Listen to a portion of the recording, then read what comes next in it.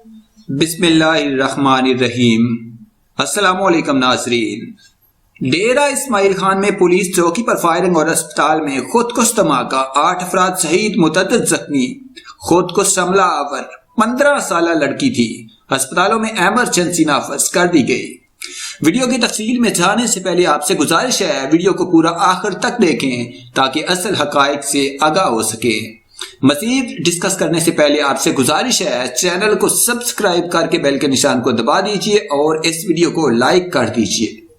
ڈیرا اسماعیل خان میں دہشت گردوں نے پولیس چوکی پر فائرنگ کی ہے، جبکہ ڈیرا اسماعیل خان کے ڈسٹرکٹ ہیڈ کوارٹر اسپتال میں خودکش دھماکہ ہوا ہے۔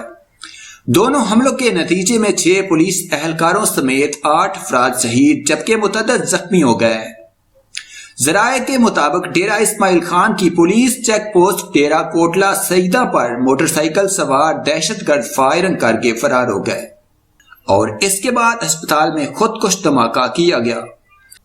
فائرنگ اور دھماکے کے نتیجے میں 6 اہلکار شہید ہو گئے۔ شہید اہلکاروں میں سے 2 کی شناخت کی جا چکی ہے۔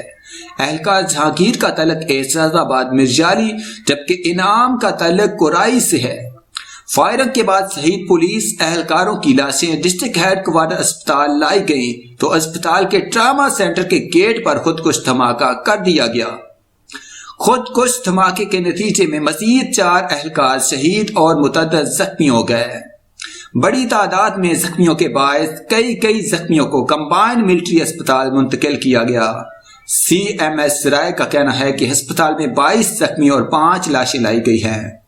واقعے کے بعد اسپتالوں میں ایمرجنسی نافذ کر دی گئی ہے، جبکہ پولیس اور قانون نافذ کرنے والے ادارے کے اہلکاروں کی بڑی تعداد علاقے میں تعینات کر دی گئی ہے۔